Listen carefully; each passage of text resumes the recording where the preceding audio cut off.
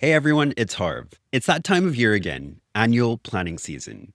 Every team's trying to map out next year. But the thing is, most businesses still treat that process like a spreadsheet exercise.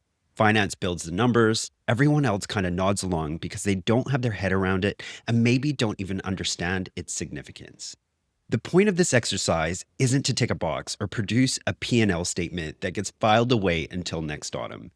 It should be a living system, one that helps you make better decisions month to month, brings finance and operations together, and connects the numbers to what's actually happening across the business. This week, I'm joined by Adam Cooper, a fractional CFO and podcast host who's helped hundreds of agencies and consultancies use finance as their sat nav, not their rear view mirror. If you're heading into planning season, this episode will hopefully change the way you see it and how you approach it. Thanks for listening to the Handbook. This episode is brought to you by Scoro. And shout out to them for supporting my new project with the Handbook, the Business Maturity Quiz. Here's why this matters. Most service businesses grow without a clear benchmark. You feel busy, maybe even successful, but without something to measure against, you don't actually know if you're set up to scale. That's where the quiz I've designed comes in. In 3 minutes, you'll see where you stand across 5 key pillars: people, process, tech, data, and growth. More importantly, you'll get tailored advice on what to focus on next to level up. Most service businesses, including agencies and consultancies, stall at level 1 or 2. Only 5% ever reach the top, level 5. So where do you think you sit? Find out now at bit.ly/assess-business-maturity. Once again, that's bit.ly/assess-business-maturity. I'll include a link in the episode notes. Now, let's get to the podcast. Hey, all, tell me if you've been in a finance meeting like this. A dozen spreadsheets open on a screen share, toggling between them, each person staring at a different column, and no real context to help anyone follow along or understand what it actually means. It's dizzying, and you end up more confused than when you came in. The best finance and ops leaders go beyond reporting.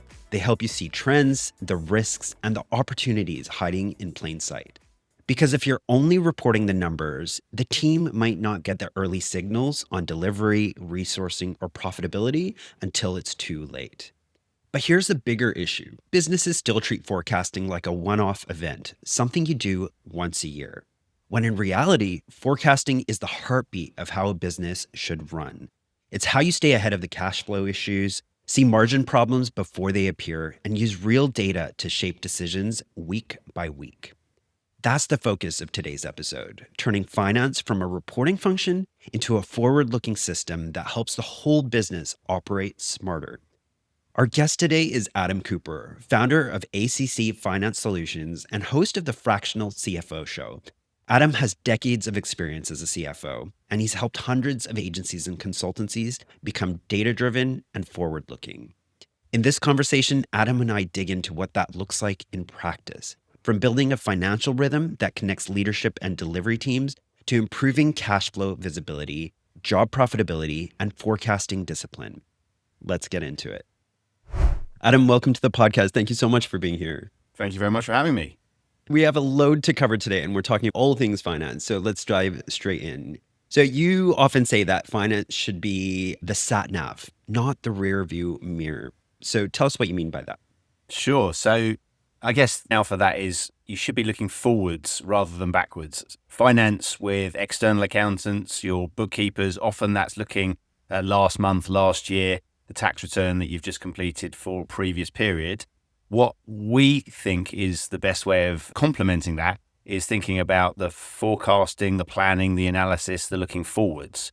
And what that is not to ensure that your forecast or your plan knows every nook and cranny, every bump in the road, but directionally it's correct. And so you're using the historical information, which is critical to have accurate, but you're using that to help you plan, help you analyze, help you prepare your business for the year ahead, for the period ahead, rather than just simply looking backwards. I wonder if one of the challenges is it's easier to look backwards because it's all done and dusted and people don't really know what they should be looking at or how they should be doing that. So we're going to cover some of that today. But before that, another thing that you've said is that finance is like an operating rhythm, or it should be seen that way. Again, I haven't heard anybody say that in that exact way. So I was wondering if you could explain what that means and what that looks like. Sure. In terms of the rhythm of your business, you should be using finance to help with that.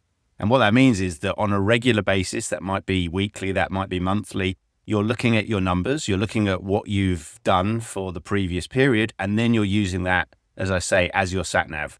So how does that affect your forecast? How does that affect your plans, your personal, your professional plans, the plans for your organization, and then use that to help run your business? And this is where it's critical, because so often we look at our numbers in isolation. Maybe you'll have a conversation with your accountant and then you go off and you run the business. Far more valuable is where you use your forecast and your plan and your numbers to help guide those boardroom conversations. And that's what I mean by saying it's an operating manual. So you're using it to help operate the business. And who's kind of involved in that then? Is that kind of the CFO, the FD, or do you see more people taking part in that kind of process?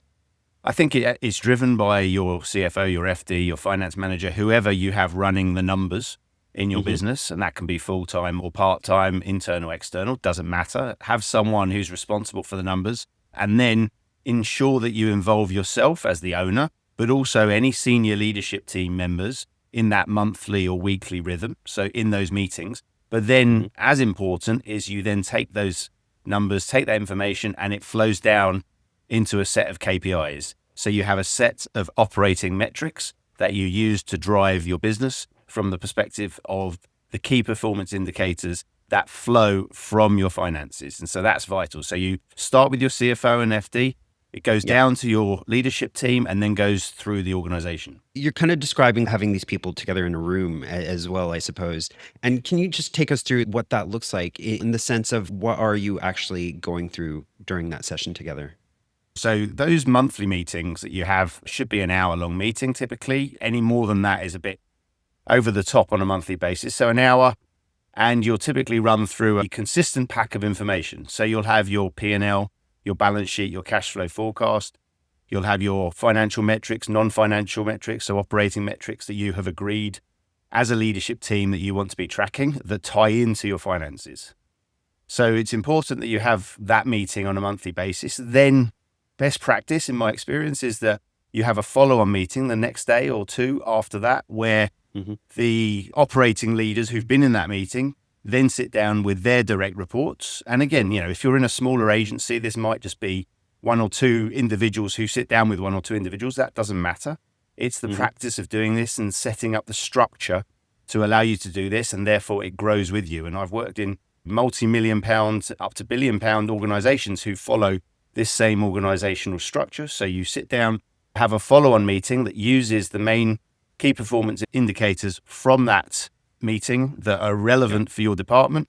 And so therefore the finance information from the monthly meeting flows down to the rest of the team for that month ahead.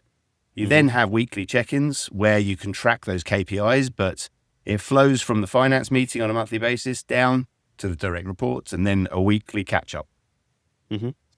I really love what you're describing there, because I think a part of the conversation today is that, unfortunately, I think finance and operations can be quite disconnected sometimes. And these remain conversations at a very senior level or in a very closed kind of group. And it doesn't trickle down to everyone in the organization. And there's a lot of room there for us to educate the rest of our teams and make sure that they have an understanding of how the work they're doing impacts and how the business is performing as well, right? Yeah, no, exactly. And just to add, often this is quite uncomfortable, particularly for founder-led organizations that are on the smaller end of the scale. They may still be run by the founder who's involved in every decision, signs off on every invoice, pays all the bills. Opening up the finances in that way can be uncomfortable and does take a bit of a cultural shift and mindset shift. And what I'm not saying is you need to open up every person's salary to every person in the organization or every bank balance. It's about having a controlled flow of information that gives people an understanding of the financial performance of the business and has them buy into it. And that way you get better performance, you get a feeling of trust from the organization, from the individuals there. And as a result, it improves your bottom line. We're going to move into we're going to be covering quite a few topics today, but The next one I wanted to speak about was cash flow, right? So, why is that so important to a service business? And I think I've read something that you were saying that this is often misunderstood or neglected. So, again, if you could just shed some light on that for us. Yeah, absolutely. There is the mantra that cash is king. And yeah, while it's a bit cliched, it is absolutely true because effectively, Mhm. if you run out of cash, you can't pay your bills, you can't pay your suppliers, you go under. And I'm not trying to be too melodramatic, but cash is that important to a business. And it's vital that you're thinking about cash at every point through your journey. So if you're onboarding a new client, make sure that you're looking at the payment terms that you're putting into the contract and that it is optimal and that it ties in with your monthly and weekly cash flows and your outgoings so that you're Mhm. matching your inflows and your outflows. Similarly, when you're collecting money, critical that you've got a controlled process around collecting late payments, around tracking late payments. And again, the accounting software packages that you can get off the shelf, Xero, for example, QuickBooks, Sage, these have cash flow reports baked in. They have age debtor reports baked in. And it's about knowing where those are. It's about having the bookkeeping information so that you're tracking every element of what's coming in, what's going out in your accounting tool, not just your bank balance. And Mhm. then that you're actually doing something about that and have people who have the responsibility within their role. And again, it doesn't always have to be a CFO or finance director in the business. These can be external finance folk who are responsible for ensuring that your cash balance is up to date and monitored and that any red flags are highlighted to you as the owner as soon as possible. So, Adam, I don't know if the right way to say it is your cash runway. Is there a healthy amount of, is that the right way to put it? First of all, if I'm trying to describe like how much cash you should have to cover yourself for the coming months, No, just in that's terms of exactly right. security. Yes, typically you want your bank balance or your cash runway to cover 3 months worth of expenses. That's the general rule of thumb that I Hmm. advise clients to adhere to. But you need to be a bit more nuanced than that because it's no point having 3 months worth of cash runway, but then you've got a huge tax bill coming within the next couple of months that eats into that. So equally important is to have visibility on what your cash runway is, including your tax bills and outgoings, and what your cash runway is, excluding those sort of tax and non-operating expenses. So it's important to segment your bank. It's got Mm. cash going into separate pots, depending on what you need it for, and then to make sure that your operating expenses, that's what Hmm. you've got 3 months coverage. So keep your Got it. tax payments separate. Make sure you've Hmm. got them and that you're paying into that every time a transaction comes through. But then, Hmm. yes, in terms of runway, I always recommend 3 months worth of operating expenses. So therefore, if you have some external shock or you lose a client, you've got that insurance policy, and that gives you time to sort things out a little bit and gives you that visibility. Can you give us some advice? There's sometimes things we all have terms of payments, which often, I shouldn't say often don't get honored, but maybe that's the case. But do you have any advice for when stuff gets overdue, how to get control of that kind of situation? Because we all want to put our foot down, but then sometimes client relationships get in the way and it's, well, we still have deadlines to meet. Any kind of advice you have on that when things get a little bit too overdue? Yeah, no, absolutely. It's vital. And I'd actually take a step back and start before you onboard the client. So we typically work with our clients and businesses to do credit checks on every business that we work with. So every client that they take on, you're doing a check up front that they're going to be a reliable partner for you. And obviously you can't plan for every eventuality, but this will do a check on the directors. It will do a check on late payments to other suppliers. So you're going in with your eyes open.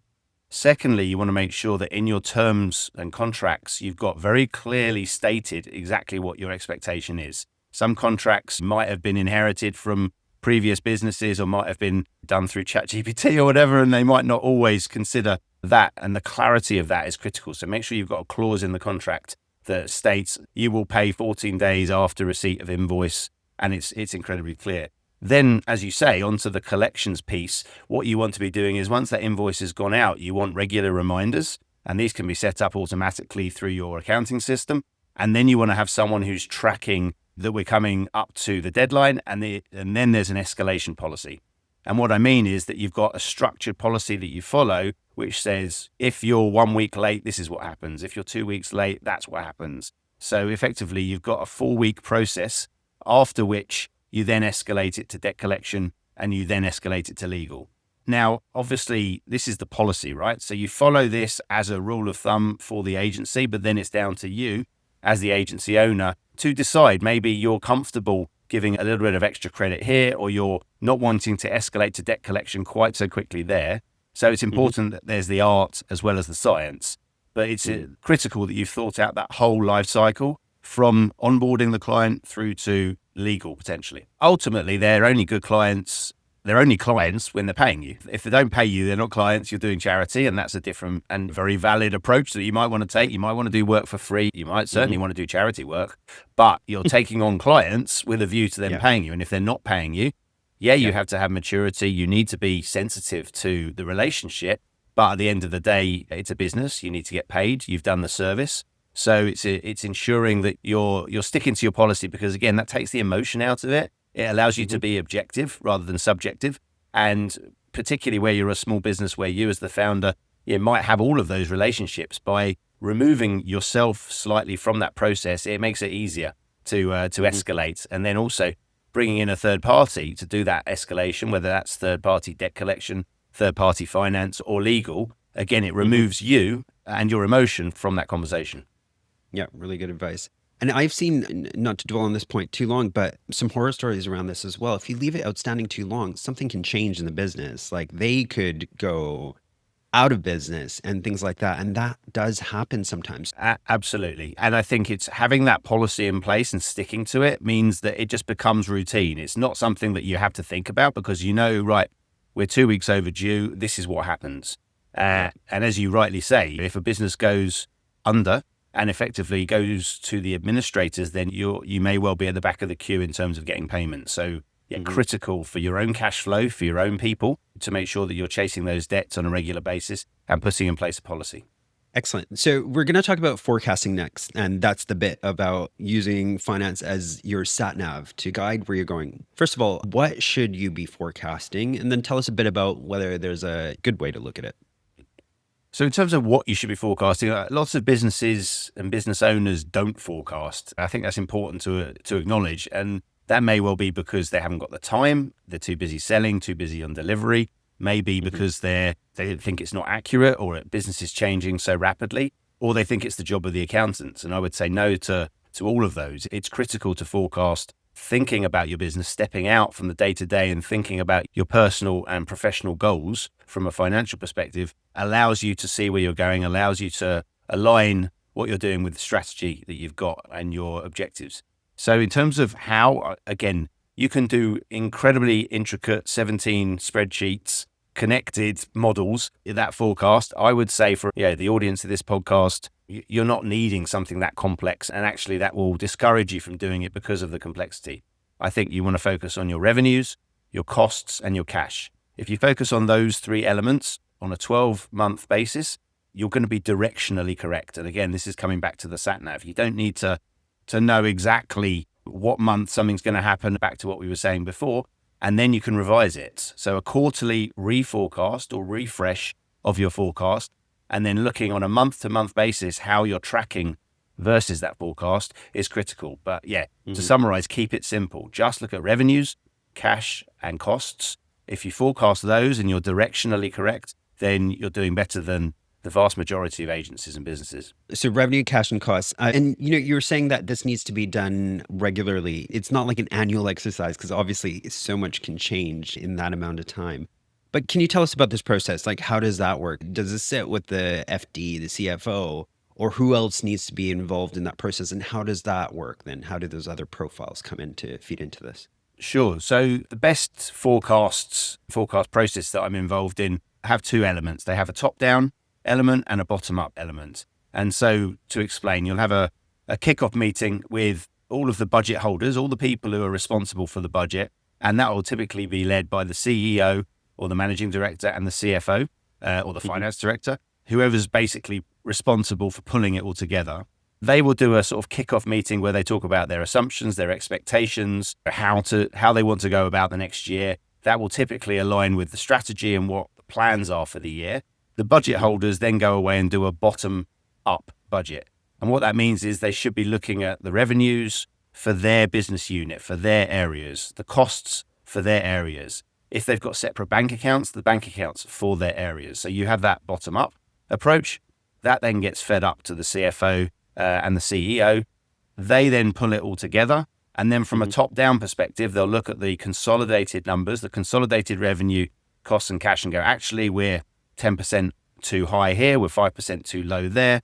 And then go back to the business unit owners and the budget holders. We need to save 50,000 here. We need to make an extra 100,000 there. Then there's a round two. That comes back, and then you've got your final budget. That's around this time of year, as you say, so around September, October time. And then you'll lock it in January, upload it to your finance system, and then you track your actuals versus that budget through the year. And then, as I say, final point that's worth mentioning is doing some scenarios. So what I mean by that is doing a realistic plan. That's what gets uploaded to Xero, let's say, or QuickBooks or Sage. But then you've got an optimistic and a pessimistic version. And the purpose of that is if we're trending over the first 3 months, we're 10% higher than we thought we might be, there will be some milestones or triggers that you want to implement that will be linked to your optimistic plan. Right, hire an extra 2 people here. We're ready to start a service line there. We're ready to open a new office because we're ahead of plan. So you have that optimistic plan in your back pocket. Similarly, if you're behind where you expect it to be, you might need to cut some costs. So you might need to stop some subscriptions or uninstall a particular piece of software, or, potentially with people-based businesses, there might be some decisions to be made around the shape of the business. So I would say would be the main things that you need to think about.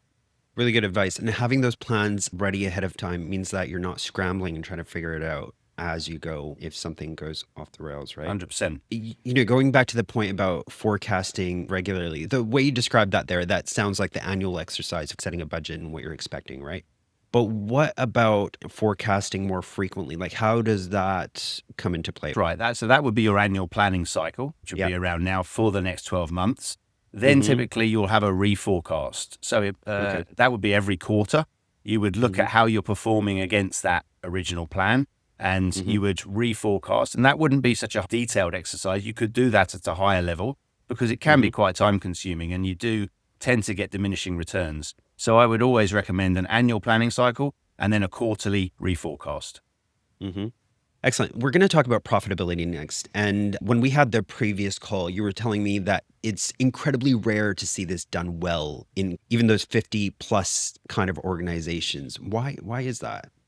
It's incredibly difficult. The accuracy of the data is hard. The way of tracking time, and it's typically time tracking that where organizations fall down, doing that accurately, comprehensively, having realistic targets around capacity and around utilization, all of that comes into your profitability reports. So that is incredibly difficult to do well and accurately, and needs a lot of training and education. And then that's the carrot explanation of why you're doing it and the reasons for and the benefits of doing it. That's the carrot. And then the stick of making sure that people are filling out their timesheets, making sure that there's accuracy there. So I'd say time is a big challenge around the accuracy of profitability. Another challenge is about those sort of non-delivery costs or those centrally allocated costs. How are those apportioned? Are they apportioned? It's very easy to look at just your delivery staff and look at the contribution that they're making and say, oh yeah, we're a 25% profit margin business. Everything's going well on these clients, on these accounts, on these projects. But you've forgotten that central costs and central pot of costs. You've got to make sure you're allocating those, your rent, your rates, your support staff. So everything needs to be allocated in to give you a meaningful bottom line profit for every project, every client, every account, every part of the business. So it's a big exercise to do it well and do it accurately, but very beneficial to do that, and something that we recommend a lot of our businesses do and work with a lot of our businesses to do right. And it's so important, like that education piece comes in so importantly, right? First of all, for all the doers to be tracking their time accurately, but then the project managers having control of their expenses, their purchases, time, and 100%. watching that on a regular basis, because you don't want to shock at the end of the project, because then you can't do anything about it. I think that's exactly right. And it's worth mentioning that often you'll start with client profitability, let's say, and or project profitability, job profitability, and you'll look at that job, you'll have a budget for it, and then you'll look at it at the end. And as you rightly say, it's too late at that point. You want to be tracking the burn on the project through the life of the project. Then you want to have a project wrap up at the end of the project. And so it's critical to have that clear budget and plan, to then be tracking against that plan and then do that wrap up. And if you miss any one of those three elements, then you're not utilizing the profitability reporting in the right way, and you're not tracking your projects in the right way, and you can't do anything about it. Mm-hmm. Good advice. So, Adam, we were talking about forecasting, that kind of annual planning exercise. And like you were saying, when this episode goes live is around the time where people are doing that exercise in their organization. So I think that's great. But from that operations or finance perspective, we were talking about the exercise and you having kind of three scenarios: ideal, best case, worst case. What separates a plan that's actually going to guide your hiring, your utilization, and your delivery decisions rather than just doing kind of a tick box exercise? Yeah, I think that's a great question, because effectively the worst kind of planning is where you've spent weeks and weeks putting together a plan. It's out of date before you started. You put it in the drawer and then it gathers dust. These need to be living, breathing documents that you use for operational decision making. And how that manifests is effectively involving all of your team in that bottom up planning as well as top down, as I mentioned. Where you have just a top down exercise, then no one buys into it. It effectively is just a finance and senior leadership team exercise, and you're missing out on a huge amount of value. So by involving the team, the wider team, in a bottom-up element to the forecasting cycle, then ensuring that you've got key performance indicators that are coming out of that plan. So those will be financial and non-financial KPIs that are relevant, smart, 3 to 5 per business unit, that are being tracked on a monthly basis against the plan. So you're tracking monthly financials and monthly non-financials, KPIs, on a monthly basis and holding the business unit to account for that. And that way it becomes an operating manual. That way you're using it in your monthly finance meetings, your monthly business meetings, you're tracking your KPIs of your team, all of the stuff we said before, that all comes from your annual planning cycle. So it's critical, as you say, to ensure that becomes a living, breathing operating manual that's discussed in the boardroom and within the operations, not just by finance and the CEO. Mm-hmm. Adam, I was reading one of your blogs, and I think it was talking about the role of finance as a storyteller. Can you just kind of elaborate on that for our listeners? Yeah, no, absolutely. I think this is particularly true in my world, where I'm a CFO for a number of creative businesses, and they're often run by creatives who've started the business. They're entrepreneurs. They've got a great idea. They're not numbers guys and girls. They don't necessarily want to be focused on that. But what they do want to do is make sure that they've got the cash in the bank, that they're making the returns that they want to be making, and their business is viable and allows them to hit their goals. So how do you do that if they don't enjoy looking at numbers, if they're not comfortable with spreadsheets? Just sharing a spreadsheet with them or pointing them at a screen where they can see a whole bunch of numbers, it's not going to do the desired effect. What you need to do as a finance professional, as an operations guy or girl who's responsible for the numbers or responsible for an area of the budget, is tell that story. And that's what's so important within those monthly finance meetings, within that planning cycle. It's using the numbers to tell that story, bring it back to what the owner cares about, ultimately what's important for them, and make sure that the numbers are telling that story and allowing them to make decisions based on the numbers in a way that they understand, rather than just giving them a spreadsheet. You need to be a business partner and supporter of the senior leadership team as a CFO, not just someone who pulls the numbers together and hands over a spreadsheet. And I think this is really where finance and operations can work really closely together to develop and communicate that story, because you can have all the metrics all lined up in your dashboards, but if nobody really knows what that means or why that's an actionable point or how that's going to impact us in the coming months, then that's not really helping anyone make better decisions. Your eyes just go a bit blurry when you see 100%. a bunch of metrics. And I think that's where I say the term business partner. That's why it's so important. The foundations absolutely have to be right. The bookkeeping has to be right. Your numbers need to be accurate, but that's table stakes. Effectively, then, to really make a difference, finance need to be in the room. They need to be in the boardroom. They need to be communicating and explaining those numbers and helping the senior leadership team make those decisions, making sure that every decision has some ROI calculation, finance analysis and planning around it, rather than, again, just delivering the numbers. So that storytelling, that ability to influence using the numbers in a way that the business understands, is critical. We're coming up towards the end of the conversation, Adam, but just throwing a question out to you. In terms of what you see with businesses you support, is there any kind of things that you see a really well-run organizations doing that the rest of us can learn from that hasn't already been mentioned today? Yeah, I think we've talked about forecasting, we've talked about planning, but we haven't talked about longer term planning. And the best organizations I work with don't just have monthly reports, quarterly reforecasts, or annual plans. They'll have a 3-year plan, a 5-year plan. So part of what you do as a finance professional and supporting the business owners is asking them, where do you want to be as a business owner in 3 years, in 5 years? Do you want to sell your business? Do you want to take on additional funding because you want to open up a new office in the US in 3 years' time? Yeah, whatever it might be, it's having your financial plan, your annual plan linked to a 3-year and a 5-year plan. So you've got longer term objectives and goals in sight, and then you can strategically work towards that. Again, if you're only doing an annual plan, you're not, 12 months isn't a long time away. And so it's the most effective businesses are run with a 3-year or 5-year plan. So I would encourage any business owners listening to this to start thinking about that at this time where you're thinking about financial planning. What's beyond the end of 2026? It's not that far away. Right. Really good advice. Adam, can you tell us a bit more about your podcast? Yeah, no, absolutely. So thank you. The Fractional CFO Show, it's a regular conversation for small business owners who want to improve their finances, profits and cash flows. We release every couple of weeks. It's on Spotify, all the usual platforms. And it's myself and a guest.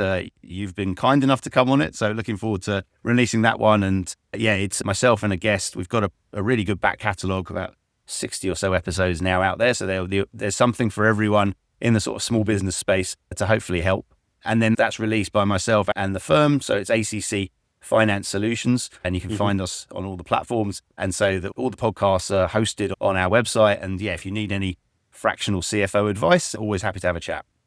And that's what your business does, consulting and fractional, or primarily fractional? Yeah, no, we do consulting, fractional projects. We've got a small team, so there's 7 of us. We do fractional finance, lots of agencies, consultancies, some tech, healthcare, property. So we've got a good range. And yeah, we do all sorts. So we're very happy to have a chat and see if we can help you improve your finances. If you don't have a full-time FD or CFO, please come and check us out. Excellent. Where can people go and find information about you or your business then? Sure, just search up ACC Finance Solutions. We're hopefully top of Google. We're on LinkedIn. Look me up, Adam Cooper on LinkedIn. That's where I try and post every few days. And yeah, lots of information on the website, blogs and podcasts, etc. Excellent. We'll put links to all of that in the episode notes as well. Adam, it's been an absolute pleasure having you on the podcast today. So thank you so much for being here. Thank you very much, Harv. Really enjoyed it. A few things really stood out to me from that conversation with Adam. First, forecasting isn't just about plugging numbers into a spreadsheet once a year. It's about creating that visibility all year round. When finance and ops come together to reforecast regularly, you spot issues sooner, whether it's resourcing, margins, or cash flow, and you actually have time to fix them.